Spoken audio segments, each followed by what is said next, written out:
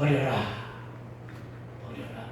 너무나도 많이 들은 말이잖아요. 귀가 딱정에 앉을 정도다라. 버려라. 내려놓아라. 비워라. 참으로 많이 듣지만은 가장 하기 힘든 일이 버리는 일이고 내리는 일이고 비우는 일이에요. 그렇죠? 그런데 동전의 양면과 같은 이 말씀, 여러분 버리라, 비워라, 혹은 또 내려놔라 하는 말씀 속에는 무슨 말씀이 숨겨져 있냐면 버리면 내가 찾아주마. 예, 그리고 또 내려놓아라. 그러면 어떻게 한다고요? 내가 또한 그것을 다시금 찾게 해줄 것이고. 그러니까 버리라, 포기하라, 내려놔라, 비우라 하는 말, 이 말은 내가 채워주마, 이 말씀이거든요. 다시 얘기하면은 버리라, 포기하라, 내려놓으라고 하는 이 말은 한마디로 얘기해서 맡기라, 이 뜻입니다. 맡기라. 네, 맡기면 되는데 자꾸만 내가 하려고 하니까, 각자의 소견으로 데려다가 내가 하려고 하니까 힘이 드는 거예요. 그러니까 여러분 좋은 말로 권면을 드릴 때 여러분 버리고 포기하고 내려놓게 되길 주의 이름으로 축원을 드립니다. 내 생각, 내 지식이나 내 경험이 아닌 주의 뜻에 맡기는 뜻의 역설적인 표현이 뭐라고요? 버려라, 포기하라, 내려놓아라, 비워라, 이런 말씀을 믿으시기 바랍니다. 여러분 뭔가를 채우려면 비워야 될 거 아니에요. 그렇죠? 여러분이 뭔가를 다시금 얻으려면 버리는 것이 있어야 될 거 아니에요.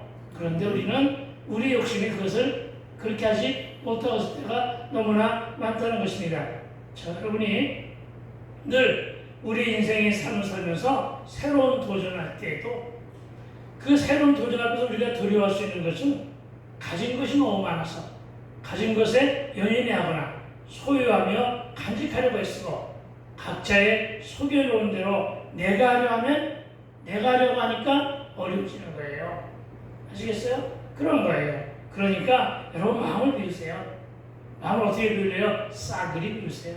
네, 마음을 싹 비우고 생각도 버리세요. 잡념 좀 제발 버리세요. 여러 가지 계산 좀 제발 버리세요. 아시겠어요? 이것 가지고 얼마의 이익을 얻을 수 있을까 하는 계산도, 세상적 계산도 좀 버리라고요. 네, 그렇게 버려야 돼요. 그리고 내 뜻은 포기하고, 미련 둔 것은 어떻게 하라고요? 버리고. 그렇습니다. 그리고 어떻게 하라고요? 하나님의 뜻으로 도전하라. 그러면 이렇게 하나님의 뜻으로 도전한 자들마다 우리 29절 말씀 마지막 구절을 한 목소리로 우리 입술로 선포해 봅시다. 29절 말씀입니다. 자, 시작. 여러 배를 받고 또 영생을 상속하리라. 아멘. 따라합시다. 여러 배를 받고 또 영생을 상속하리라. 아멘. 그러니까 어떻게 해야 돼요? 좋은 말을 할 때, 좋은 권면을 할 때 버릴 것은 빨리 버리고, 포기할 것은 포기하고, 내려놓을 것은 내리고, 비울 것은 비우고, 내 뜻이 아닌 하나님의 뜻에 구원하게 되면은 이와 같은 복이 여러 배를 받는데요. 여러 배를 받고 또 영생을 상속하리라. 할렐루야. 그런데 여러분 이렇게 말을 많이 해도, 많은 고민을 들어도 많은 사람들은 이렇게 의심합니다. 그것이 사람으로서 어떻게 그런 일이 가능한 일인가 이렇게 반문합니다. 이에 대해서 26절은 이렇게 말씀하십니다. 26절을 함께 한번 읽어볼까요? 시작. 예수께서 사람으로서는 할 수 없으나 하나님으로서는 다 하실 수 있느니라. 아멘. 할렐루야. 어떻게 한다고요? 사람으로서는 할 수 없으나, 그렇습니다. 저와 여러분이 한 짝을 먹고 저와 여러분이 한 기쁜 인생이기 때문에 할 수 없는 것이 너무나 많잖아요. 그러나 사람으로서는 할 수 없으나 누구는 하나님으로서는 다 할 수 있다. 일부만 할 수 있는 것이 아니에요. 어떻게 한다고요? 다 하실 수 있는 것임을 믿으시기 바랍니다. 저는 이 말씀이 여러분의 가슴 깊이 간직하되 간직할 것으로 끝나지 말고 신비에 새기시고 그래서 어렵게 힘들고 칠 때마다 꺼내서 여러분 말씀 묵상의 핵심은 되새김질이에요. 아시겠어요? 자꾸만 되새김질하란 말이에요. 자꾸만 그 말씀을 되새김질하고 되새김질하는 말로 자꾸만 그 말로 기도하고 그렇습니다. 기도는 우리의 되새김질하는 언어예요. 알겠어요? 자꾸만 되새김질 같은 것을 수없이 되새김질해도 상관이 없습니다. 되새김질로 반복하며 다짐하면서 구하고 찾고 두들게 되기를 축복합니다. 왜냐하면 분명한 약속은 구하고 찾고 드린 일마다 모든 것이 우선 다 그대로 이루리라. 그대로 이루라고 하셨기 때문임을 믿으시기 바랍니다. 어쨌든 예수님이 26절에서 무슨 말씀하셨다고요? 사람으로서는 할 수 없으나 하나님으로서는 할 수 있다. 이 말씀을 듣고 이에 대해 베드로가 도전하는 말에서 오늘 말씀을 시작하도록 합니다. 그렇습니다, 여러분. 이 말씀 앞에서 우리가 묵상할 수 있는 것은 여러분 교회 부흥도 억지되는 것이 아니더라고요. 제가 11년도에 개척해서 맹땅에 애깅해가지고 개척하면서 지금까지 열심히 기도하고 열심히 전도도 해봤고 여러 가지 물 속에서 사람들도 좀 있어봤고 했지만은 여러분 역시 그냥 기도할 뿐이지 애를 쓰고 안타까워하니까 지치고 힘만 빠지더라고요. 그렇기 때문에 어떡하라고요? 그냥 지금 이 순간 모든 것을 포기하고 숫자도 내려놓고 부흥조차도 주의 손에 맡긴 채로 주여 나는 할 수 없사오니 내게 능력도 주시고 주여 힘도 되어주신 주께서 모경의 모든 것을 책임져 주시옵소서. 그렇다고 내가 해야 될 일을 포기하는 것은 아니라고요. 그래서 열심히 하면서 거기에 연연하지 않겠습니다. 숫자에 연연하지 않겠습니다. 숫자가 적어서 어색한 분위기에도 연연하지 않겠습니다. 그냥 주여 이것이 나에게 주신 하나님의 은혜임을 믿고 그대로 하겠나이다. 이 중에서는 한 명의 영혼이라도 이 말씀을 듣고 변화되면 그것으로 다 된 것이오니 그것으로서 하나님께 영광을 올려드린 것이오니 주여 주의 뜻대로 하옵소서. 주여 뜻에 맡깁니다. 이 말이죠. 그렇죠? 그래서 여러분 참으로 여러분이 일터에서 일어날지라도요 우리 오경원 장로님 여러 모습으로 사업에 열심히 하고 얼굴도 새카맣게 타고 그렇죠? 너무 많이 힘들지만은 그래도 그렇게 도전을 해야 되죠. 물론 땀 흘리며 도전해야 됩니다.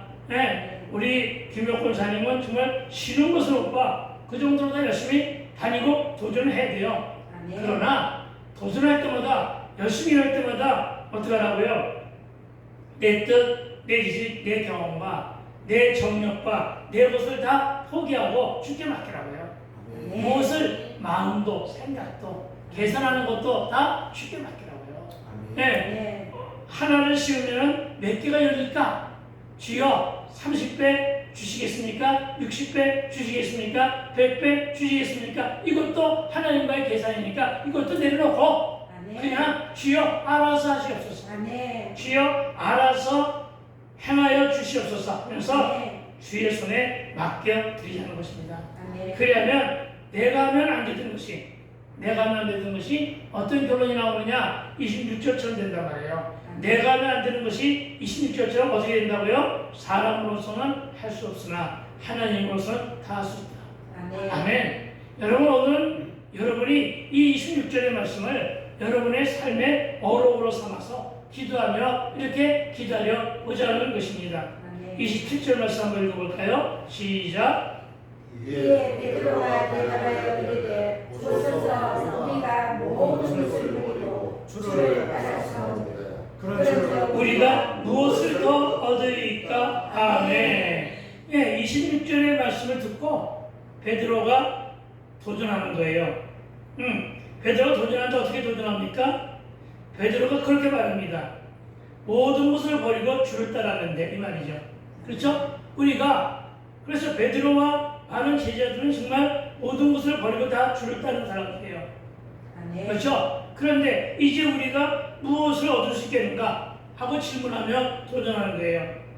그러나 여러분 이건 베드로만 해야 될 질문은 아니잖아요. 나도 여러분도 같은 질문을 할 수 있다는 거예요. 그렇죠? 내가 1999년 2월 14일 날 이후부터 예수에 온전히 미쳐 사는 나의 모습을 곳곳에서 발견하게 됩니다.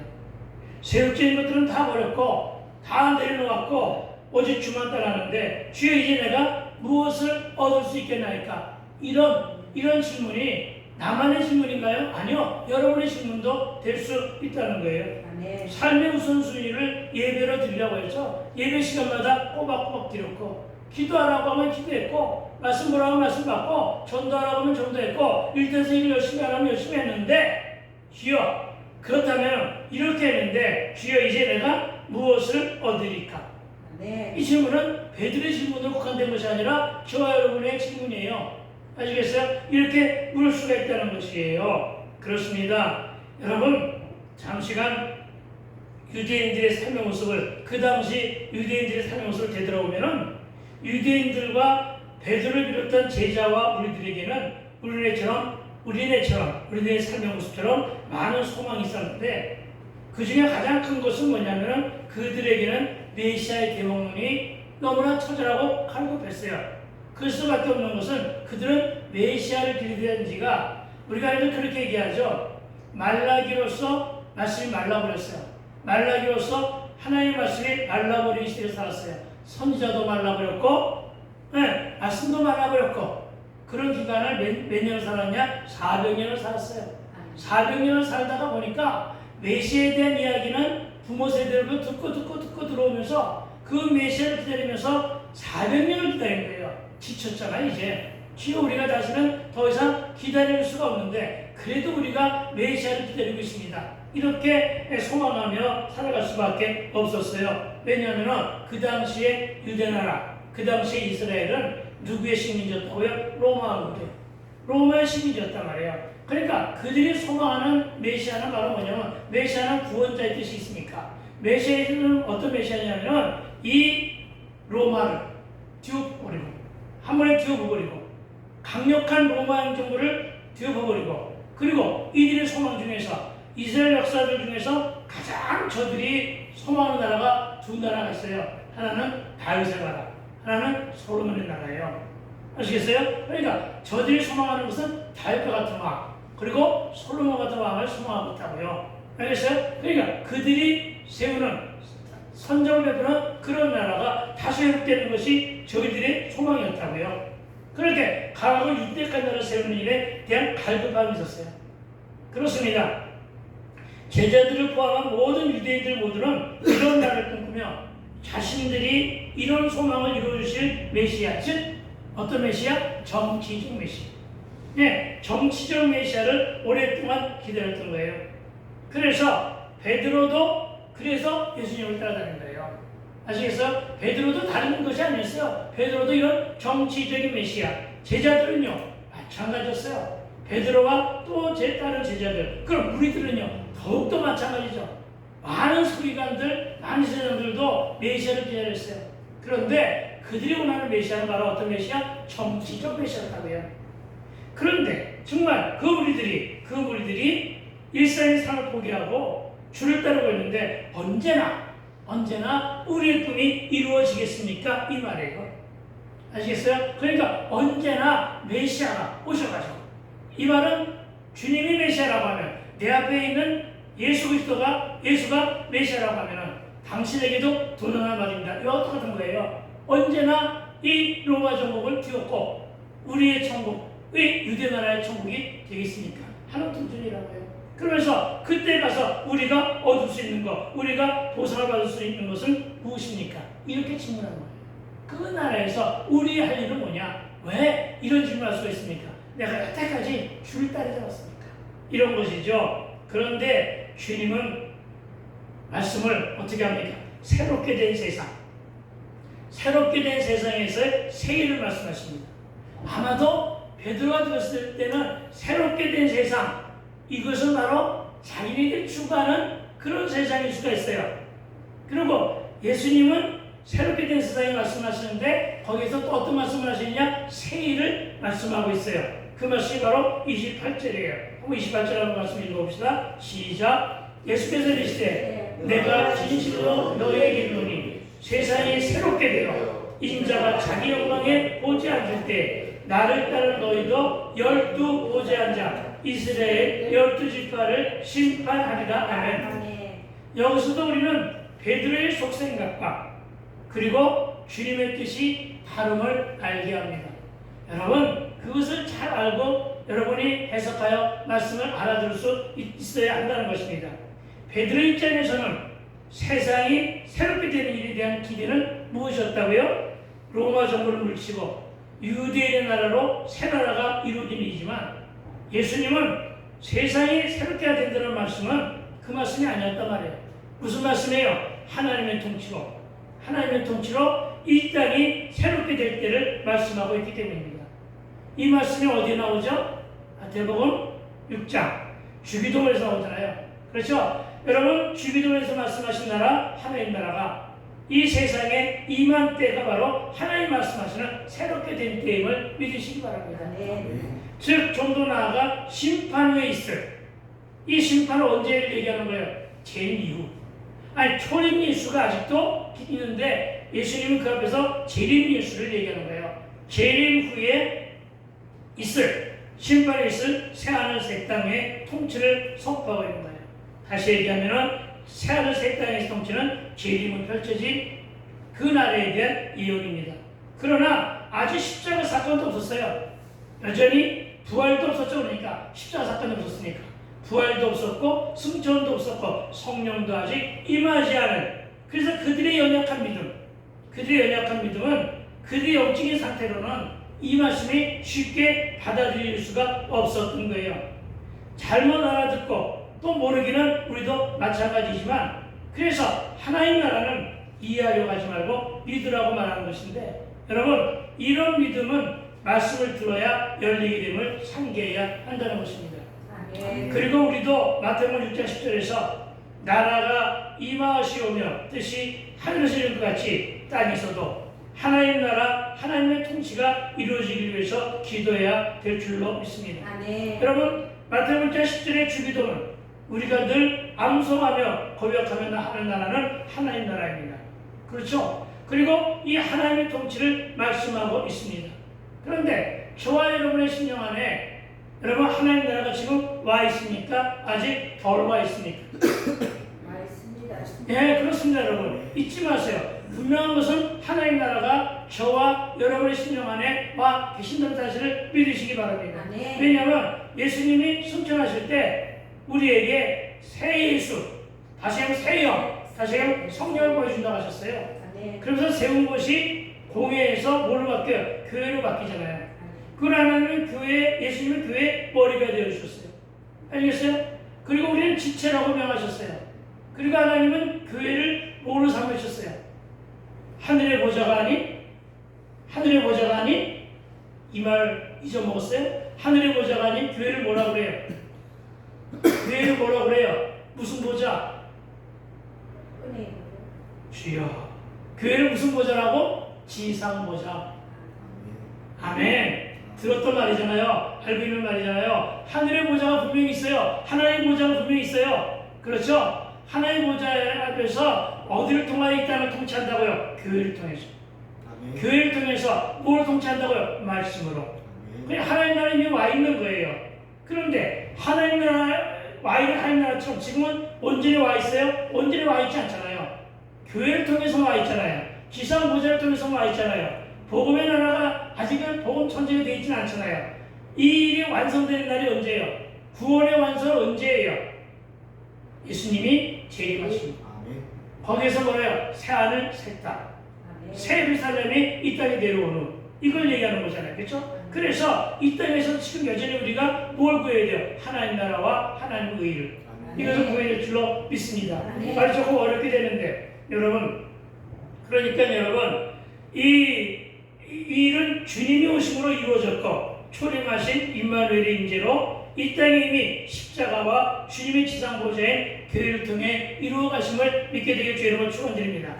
그러니까 십자가 체험 이전에 베드로와는 달리 저와 여러분 어때요? 저와 여러분은 베드로와 좀 다르잖아요. 베드로보다 여러분이 나은 것은 뭐예요? 베드로도 똑같은 십자가를 사건을 보았지만 베드로도 역시 부활을 보았고 승천도 보았고 성령의 역사도 보았지만 이 모든 것을 이게 무슨 얘기예요? 손 보가지고 이런 말이구나. 역사 손이. 예. 저와 여러분은 미 와 있는 하나님 나라가 하늘에서 이루는 것처럼 이 땅에도 이루어달라고 속히 재림으로 이 세수의 삶을 청산하고 새하늘 새 땅을 달라고 기도하자는 것임을 믿으시기 바랍니다. 아멘. 그리고 또 한편으로는 베드로의 도전에 대한 주님은 장차 앞으로 이들이 받게 될 하나님 나라에서 직분에 대해서 말씀하시는 거예요. 그리고 이 직분에 대해서 보면은 뭐라고 말씀하셨느냐? 자, 나를 따르는 너희도 12보좌에 앉아 이스라엘 12지파를 심판하리라. 아멘. 지금 여러분 베드로의 영적인 상태에는 감당할 수 없는 말씀을 지금 하고 계시는 거예요. 아시겠어요? 그러니까 베드로가 뭐라고 도전했어요? 주를 따라다니다가 보면은 우리가 도대체 어떤 보상을 받을 수 있겠나니까 이렇게 보상을 했을 때 주님은 어떤 얘기를 하고 있느냐면은 너희가 나를 따르면 12보좌에 앉아서 이스라엘 12지파를 심판하게 될 것이라고 말씀하고 있는 거예요. 아멘. 그러니까 너무나 차원이 다른 얘기를 하고 있는 거예요, 지금. 아시겠어요? 무슨 얘기예요? 베드로는 현세에서 이루어질 얘기하고 있는데, 아시겠죠? 그런데 예수님은 재림 이후에 이 땅에 완전히 하나님 나라가 완성되었을 때 너희가 얻을 보상, 이것을 말씀하고 있다고요. 아멘. 알겠어요? 이 차원이 다른 얘기. 그러니까 뭐예요? 그러니까 생각과 지향하는 바가 다르고 또 여러 차원이 다르니까 예수님의 이야기와 우리의 생각은 다를 수밖에 없는 거예요. 아멘. 알겠어요? 그런 거예요. 예, 그렇습니다, 여러분. 베드로와 제 아들뿐만 아니라 주를 따른 너희도 나도 여러분도 12보좌에 앉아 이스라엘 12지파를 심판하리라. 이 말은 십자가를 체험한 저와 여러분, 그리고 이제 10까지 신앙생활 하는 저와 여러분, 그리고 오랫동안 신앙 속에서 이 말을 눈에 들었던 사람들은 이 말이 무슨 얘기인지 안단 말이에요. 재림 이후의 사건을. 그런데 베드로는 아직도 못 알아듣고 있다는 거예요. 알겠어요? 12보좌에 앉아 이스라엘 12지파 심판에 이게 무슨 말이야? 이러고 있는 거예요. 그리고 여러분, 본문의 심판의 의미는 다스리는 권세를 뜻해요. 다스리는 권세. 심판. 예수님의 심판과 여기서 나오는 심판은 차이가 있어요. 어떤 심판이냐? 다스리는 권세. 무슨 권세? 다스리는 권세. 아멘. 즉 누가복음 19장 10절 이렇게 말해요. 뭐라고 말하냐면 주인이 이르되 잘하였도다 착하고 충성된 종아, 네가 지극히 작은 곳에 충성하였으니 어떡하라고요? 10고을 권세를 차지하리라. 10고을을 다스릴 수 있는 권세를 주리라. 이 말씀하시는 거예요. 누가복음 19장 19절은 이렇게도 말합니다. 주인이 그에게 이르되 너도 5고을을 차지하라 하고. 아멘. 그렇습니다. 우리가 천국에서 영생 천국을 누릴 때 우리가 받을 보상은 바로 뭐냐? 우리가 5골이 됐던 10골이 됐던 12골이 됐던 우리에게 주님이 맡겨줄 보상은 바로 고을을 다스릴 수 있는 권세를 주신다는 거예요. 기쁘잖아요? 그렇죠? 천국에서도 직분이 있고 상급이 있다고 하는 것을 말씀하고 있는 것을 믿으시기 바랍니다. 네. 그렇습니다. 그걸 말씀하고 있는 거예요. 즉 천국에서도 새하늘 새 땅에서도 직분이 있고 상급이 있는데 지금 세상에서는 오로지 주를 따르는 자들에게는 천국에서도 보상이 이루어지는데 오늘 본문에서는 차지하게 하시고 다스리게 하시겠다는 것은 직분도 주어지고 이에 따른 상급도 있다는 말씀으로 해석이 됩니다. 아멘. 그래서 저와 여러분도 이런 직분과 이런 권세와 이런 보상에 거룩한 욕심을 하며 오늘 말씀 듣고 신앙생활을 감당하게 되기를 부탁을 드립니다. 아멘. 그런데 이 말씀을 잘못 해석한 제자들과 세베대의 아들은 어떻게 반응했죠? 세베대의 아들의 엄마, 세베대의 아들의 엄마가 치맛바람을 일으키죠. 그리고 자리 다툼을 하는 해프닝이 일어나기도 하죠. 그 본문이 마태복음 20장 21절이에요. 그걸 우리가 찾아가서 만날 부분인데 거기서 이렇게 말합니다. 예수께서 이르시되 무엇을 원하냐 이르되 나의 두 아들을 하나는 주의 나라에서 하나는 주의 우편에 하나는 주의 좌편에 앉게 명하소서. 그러니까 이제 그 말씀을 대충 알아듣겠는데, 예수님의 말씀은 대충 알아듣겠는데 보상을 하시고 자유도 주시고 권세 주신다고 하는 말씀을 이제는 알아듣겠는데, 근데 잘못 알아듣는 거죠. 그렇죠? 12제자들 중에서 자작투하면서 뭘 하고 있는 거예요? 지금 로비하고 있는 거예요. 시험관을 이렇게 하면서 주여 그때가 되면 내 두 아들 어떻게 하라고요? 하나는 영의정에 하나는 좌의정에 앉혀주소서 하고서 자리 보존을 위해서 지금 로비하고 있다고요. 알겠어요? 그러나 이야기는 20장에서 다시 한번 우리가 찾아갈 말씀이니까 그렇게 얘기를 하는데, 왜 이 말씀을 중간에 띄워넣느냐면 우리가 말씀을 잘 새겨드리겠다는 거예요. 영적인 말씀을 영적으로 알아들인다는 거예요. 영적인 말씀을 육적으로 알아들으려고 하면 헤매기만 한다는 거예요. 이해가 안 되고 의뢰도 안 되고 믿으지도 않다는 사실을 믿으시기 바랍니다. 지난주부터 지지난주부터 우리가 19장을 하면서 항상 얘기가 영의 세계가 있고 육의 세계가 있다. 영생천국이 분명히 있고 그 마음을 간직하며 살아가야 한다고 하는 이야기를 했기 때문에 여러분 그렇게 알아듣게 되기를 부탁을 드립니다.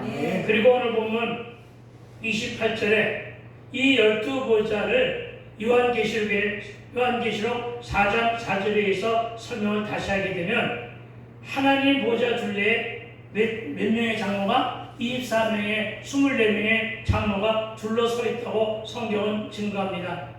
여기서 24장로는 12지파와 12제자를 말하는 거예요. 알겠죠? 여러분 이스라엘은 지파의 나라예요. 몇 개의 지파? 12개의 지파의 나라.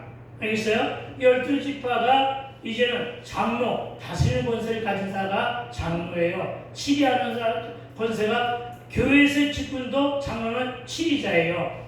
그리고 장로 목사는 말씀을 전하는 자이고, 이 장로의 권세가 천국에도 있는데 어떤 권세가 있냐? 24장로로서의 권세가 지어진다는 거예요. 그리고 이 사람들은 12지파, 24정도는 지파 얘기를 하다가 12지파예요. 12지파, 야곱의 후예들. 그리고 오늘 제자들이 몇 명이에요? 12제자. 그 12제자들이 이제 하나님 함께 할 때는 보좌에 둘러싸여서 합쳐가지고 12지파 12제에서 24명의 장로가 되는 거예요. 그러니까 저와 여러분이 이 배상을 받기 위해서는 저와 여러분이 어디 안에 들어가야 되느냐 하면은 바로 12사도 안에 들어가야 되는 거예요. 12제자 안에 들어가야 되는 거예요. 아시겠어요? 여러분 12제자 중에서 하나가 비었죠. 그렇죠? 하나가 누구였죠? 가룟 유다죠. 가룟 유다가 빈 자리를 누가 꿰차고 들어갔죠? 마띠아가. 그러니까 여러분 저와 여러분은 제2의 마띠아, 제3의 마띠아, 제4의 마띠아의 자리를 여러분 넘보아야 돼요. 도전해야 되는 거예요. 알겠어요? 그 안에 들어가야 되는 거예요. 저와 여러분이. 그래서 저와 여러분의 삶의 모습이 항상 제자의 삶의 모습으로 살아가야 되는 것을 믿으시기 바랍니다. 예수를 믿고 제자의 삶을 살았을 때 주님이 주는 보상 가운데서 24장로 안에 들어가는 거예요. 그리고 어떤 상을 받는다고요? 어떤 상을 받는다고요? 5골, 12골의 상을 받게 되는 것임을 믿으시기 바랍니다. 좋지 않나요? 천국에 가서도 이런 상을 받으며 살아갈 수 있는 저와 되시길 주의 이름으로 축원을 드립니다. 그렇습니다, 여러분. 제자들이 이 세상을 감독하고 통치할 것이라는 것을 말씀하고 있는 거죠. 그래서 정치적인 메시아를 요구하던 제자들과 당시의 사람들은 마구마구 헷갈릴 수밖에 없었던 거예요. 긴가민가 했었고, 이 헷갈림은 예수님이 힘없이 붙잡히고 제자들이 흩어지자 자신들의 기대가 무너진 분풀이를 예수님의 십자가에 못 박으라는 폭도들로 변하게 되는 거예요. 알겠어요? 그래서 잘못 알았던 사람들, 여기 누구도 12제자들은 다 잘 알아들었나요? 아니요, 못 알아들었죠. 그러다 보니 우리 흩어져 도망갔잖아요. 한 사람은 멀찍이서 십자가를 따랐잖아요. 그리고 한 사람 베드로는 3번이나 부정했잖아요. 그렇죠? 왜? 말씀을 잘못 알아들으면, 말씀을 잘못 해석하여 반응하는 이와 같은 일이 일어나는 것임을 믿으시기 바랍니다. 네. 지금도 여러분 여전히 예수를 십자가에 못 박는 성도들이 많아요. 아시겠어요? 이것을 우리는 기억해야 됩니다. 그래서 우리는 이 부분을 영적으로 해석하여 예수를 따르는 저와 여러분도 예수 믿고 어떻게 되면 변화되면, 예, 주님의 관건은 뭐냐? 예수 믿고 변화되라. 아멘. 예수 믿고 더불어 거듭나라. 아멘. 이것이 뭐예요? 성결. 성결로 성결로 해석한 사람들은 성결 교단을 만들었고, 성화, 정화, 뭐 이렇게 말하죠. 그렇죠. 이렇게 얘기를 하죠. 그렇죠. 이게 변화되는 거예요. 그래서 여러분, 우리도 이 제자들처럼 12반열에 들게 되고 12보좌에 앉아 이스라엘 12지파를 심판하리라. 아멘. 즉 심판 후에 감독하고 통치한 자리에 앉게 될 것이라는 사실을 믿으시기 바랍니다. 아멘. 그러나 이 부분을 왜곡시키고 색칠해서 자기들 맛에 맞도록 해석하여 빗나간 집단들도 있으니까 오늘 이 정도로 하고, 오늘 우리는 이 부분을 오직 주를 믿으며 십자가의 길을 걷는 저와 여러분이 천국에 입성하여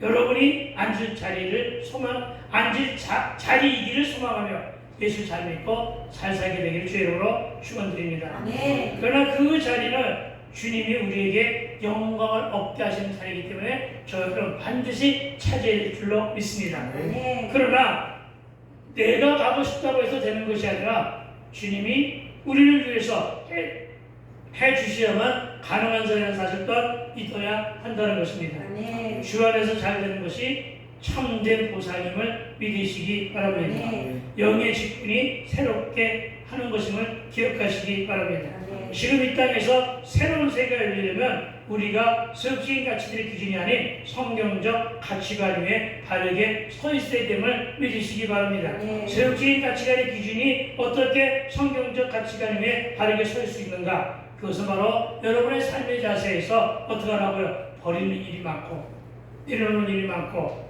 그리고 어떻게 하라고요? 비우게 되는 일이 많을 때만 가능한 일임을 믿으시기 바랍니다. 네. 29절입니다.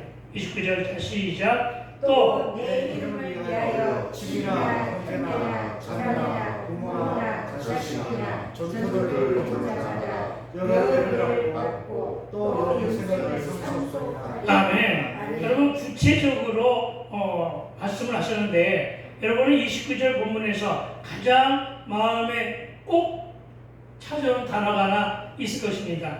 무엇입니까? 영생을 상속. 영생을 상속하리라. 아, 여러분 역시 아멘. 거룩한 영적인 존재들이네요.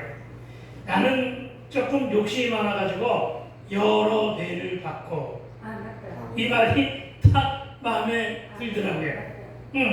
여러분 여러분 여러 배를 받는 것은 여러분 많이 받는다는 뜻이잖아요. 아멘. 많이 받는 것은 좋은 것이잖아요. 아멘. 그렇죠?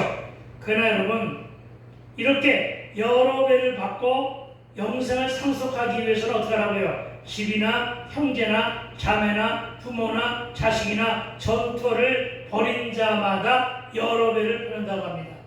이 말씀을 왜곡해서 정말로 많은 잘못 나간 목사들이나 혹은 이단들이 많은 가렴죽을 행했죠. 그렇죠? 말을 알아듣고 있겠죠. 이로 인해 가지고 괜히 집 팔고 헌금하라 뭐 이런 사람들 많잖아요. 그렇죠? 헌금할 때 주머니에 돈이 없으면 반지 빼서 넣어라 뭐 이런 사람도 있었잖아요. 그렇죠? 그러나 이거 그런만 하는 거 아님을 믿게 되게 주의 이름으로 축원을 드립니다. 결단코 갖추라고 하는 말은 아님을 믿으시기 바랍니다. 그리고 이런 자들은 여러 배만 받는 것으로 끝나지 않고 영생마저도 신앙 유산으로 상속하리라. 아멘. 여러분 상속은 대를 이어서 유산되어지는 게 상속이잖아요. 저와 여러분은 우리의 자녀들에게 무엇을 상속하시겠습니까? 여러분 신앙 유산을 상속하게 되기를 부탁을 드립니다. 저와 여러분의 가정에서 믿음의 조상 아브라함이 되었을 때 이와 같은 역사가 일어난 것임을 믿으시기 바랍니다. 그러나 이 말씀을 잘 귀 기울여 들어야 할 것은 내 이익을 위하여 나 잘 살자고 버린 자들을 말하는 것이 아니라는 것, 또 내 이름을 위하여 즉 주를 위하여 복음을 위하여 버린 자들에게 그 보상을 여러분고 영생도 상속 유산으로 주신다는 그런 해석으로 받아 먹어야 됨을 믿으시기 바랍니다. 그러니까 저와 여러분 재물 때문에 예수를 떠나고 배부르고 뜸따심으로 교회를 떠나며 먹음직하고 보암직하고 먹음직하여 새롭게 얼마나 곳에 눈이 돌아가 십자가를 내려놓는 그런 어리석은 자가 되지는 말아야 한다는 사실을 상기하시기 바랍니다. 그리고 이 말씀을 잠시 놔두고 오늘 또 한 말씀의 뜻을 살펴봐야 되는데 오늘 본문에 뭐라고 말씀하신 말씀이냐면 또 내 이름을 위하여 이런 말씀이 있어요. 또 내 이름을 위하여. 그런데 여러분 또 내 이름을 위하여 뜻이 뭡니까? 이 말은 한 단어로 붙이면 복음을 위하여 이런 말입니다. 복음을 위하여, 예수를 위하여, 그리스도를 위하여, 또 하나님 나라를 위하여, 십자가를 위하여라는 뜻도 담겨 있음을 믿으시기 바랍니다. 그러니까 여러분 이 십자가를 가장 많이 지고 가는 자처럼 보이는 목사만 보상을 받는 것이 아니란 말입니다. 알겠어요? 여러분은 목사보다 더 많은 것을 보상받을 수 있는 존재들임을 믿게 되길 주의 이름으로 축원드립니다. 네, 왜냐하면은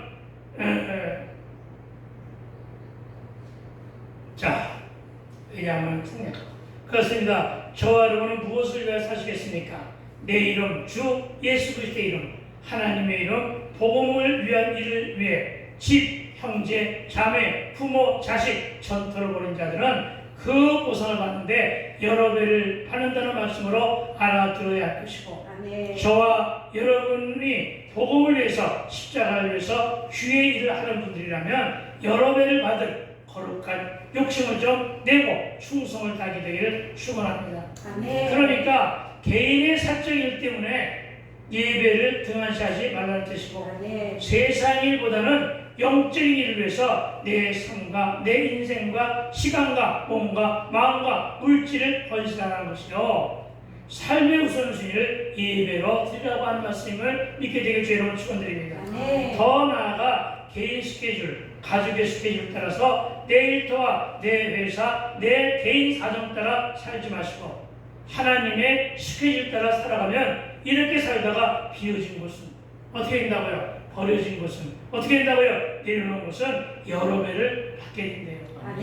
여러 배를 받게 된대요. 그리고 또 영생을 상속하리라. 아멘. 이 말씀으로 믿어지게 되기를 주의 이름으로 축원드립니다.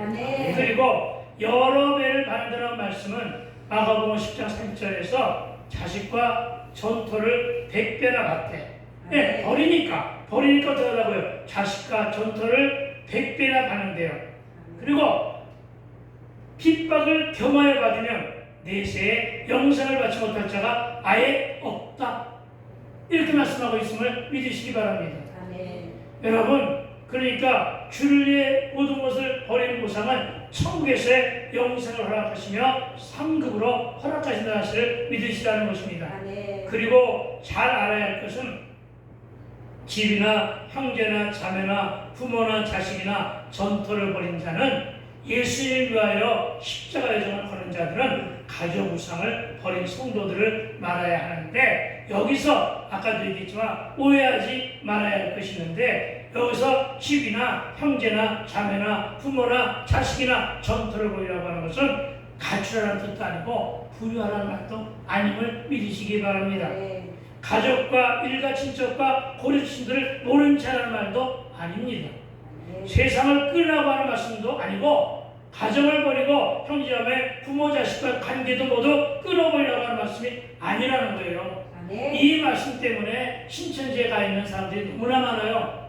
알겠어요? 끊으라고 하니까 끊는다고 하면서 신천지에 가가지고 신천지의 이만희를 아버지라고 부르면서 신천지에 가지고 가다 한글을 부르는 사람들이 너무나 많다고요. 안타깝죠?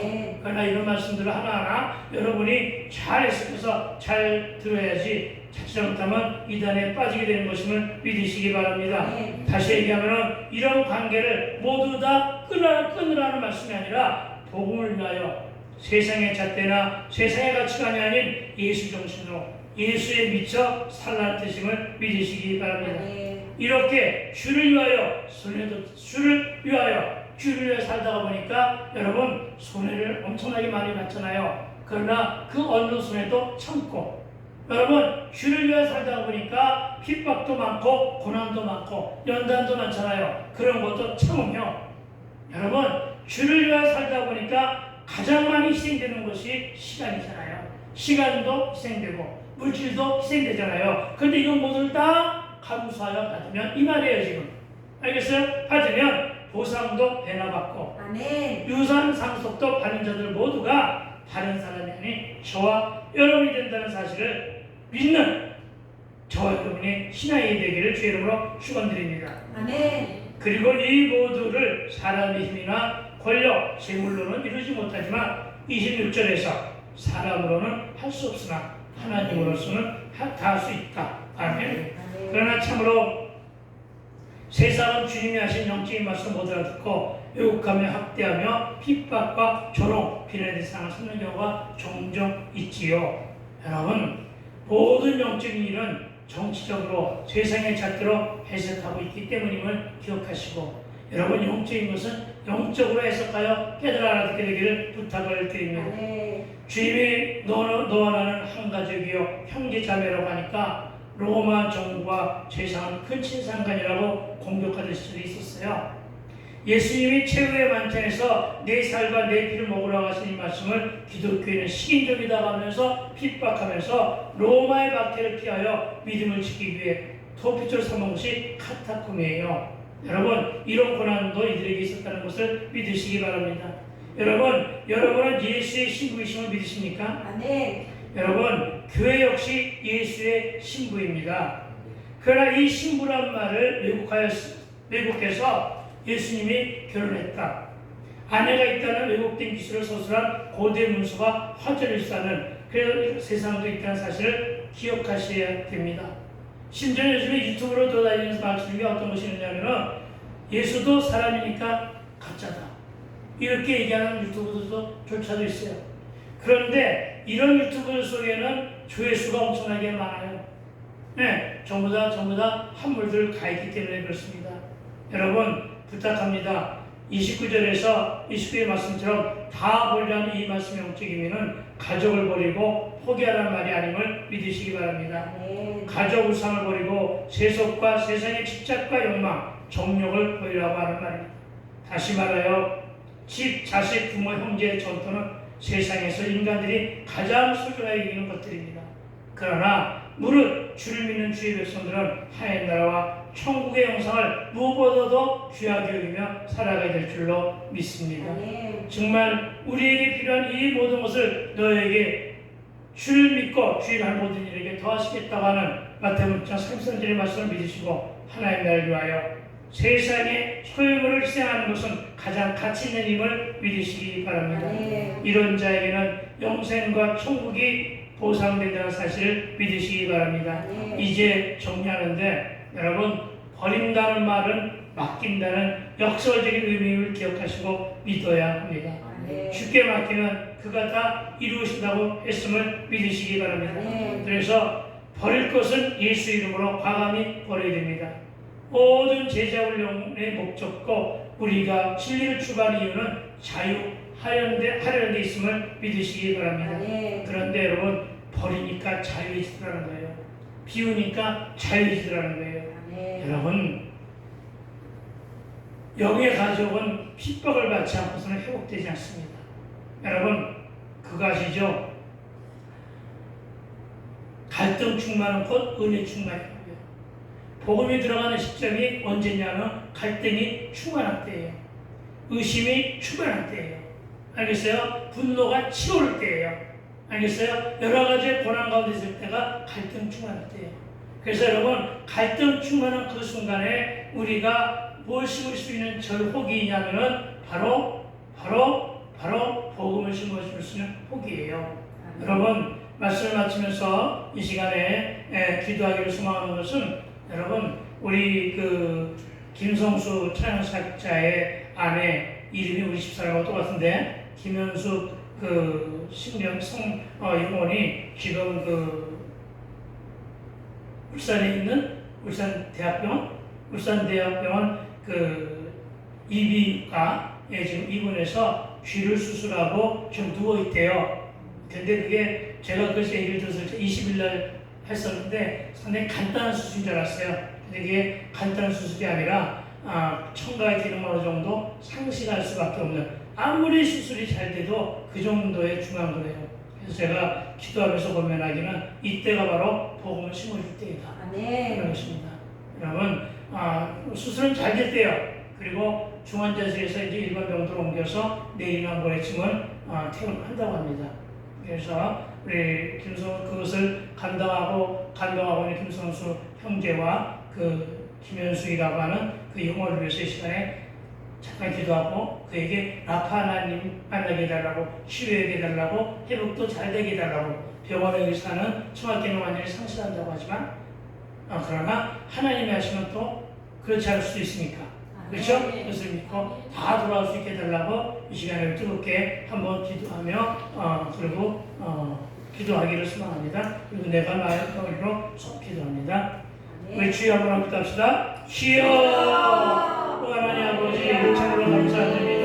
오늘 하나님 우리가 말씀을 들었고 하나님 우리가 말씀을 했을 때 들었는데 하나님 아버지 시간 간절하고 감사하고 하나님 우리에게 중보할 아버지 자매가 있습니다. 하나님 김현숙 자매를 위하여 이 시간에 아버지 기도합니다. 하나님 아버지 그 영혼이 아버지 하나님 귀가 아버지 잘못되어 하나님 아버지 귀가 아버지 수술을 받고 있습니다. 수술이 아버지 잘 됐다고 하는데 하나님 그 이유가 아버지 그렇게 별로 좋지 않은 결론으로 아버지 나오고 있다는 의사의 소견이 있다고 합니다. 그러나 하나님이 하시면 온전히 치유될 줄 믿습니다. 하나님이 하시면 온전히 회복하게 하실 줄로 믿사옵니지요. 청각기능이 온전히 돌아올 수 있도록 해서 도와주시옵소서. 좋은 치료를 만나고 좋은 수술의 결과도 하셔서 참으로 감사드립니다. 지금 아버지의 의사들의 파업 상태로 인해가지고 의사만 나이가 힘이 들고 병원에 있는 나이가 아주 힘이 들 때에 하나님께서 아버지 하나님의 은혜 가운데 저렇게 하면서 하게 하셨고 이제 아버지 하나님 앞두고 있습니다. 다만 바로 그날은 우리 김성수 자연 사역자가 옆에서 감동하느라 너무나 많은 힘입니다. 어제 바로 그는 위하여 주십시고 새해가 하여 주십시고 주께서 하나님 아버지 손을 맞잡고 태어날 수 있는 그날을 하나님 보호와 기다리게 하여 주시옵소서. 또한 바로 그는 주여 하나님 아버지 하나님께 이르되 저에게 아버지 갈등 충만한 은혜 충만이라고 했습니다. 지금 바로 우리 심어질 수 있는 저의 찬심을 믿사오니지요. 저가 예수 복음을 받아들여 예수 믿을 수 있는 그 마음처럼 그 영혼 그 주여 역사에 주옵소서. 그를 위해서 지금까지 살아왔던 모든 것을 버리고 내놓고 이유를 그러한 신명 될 수 있도록 주여 인도하시고 도와주시옵시고 단속하여 주시옵소서. 하나님 감사를 드렸고 아버지 하나님 그렇습니다. 우리가 오늘 우리에게 왜 이 말씀이 필요했는가? 버리라 하셨고 포기하라 하셨고 피우라고 하신 것, 우리 그 김현숙 한 자매 위에도 이 말씀이 적용되고 있습니다. 주여 바라옵기는 저 영혼에게도 지극히 모든 것을 피우고 버리고 하나님 포기하게 하여 주시옵시고 그 포기한 곳에 그 비운 곳에 복음이 심해질 수 있도록 주께서 도우시고 인도하여 주옵소서. 복음이 안착되어 그가 예수 믿고 구원의 불을 붙잡고 하나님 일상의 삶 속에서 평강을 주실 수 있도록 주께서 도우시고 인도하여 주시옵소서.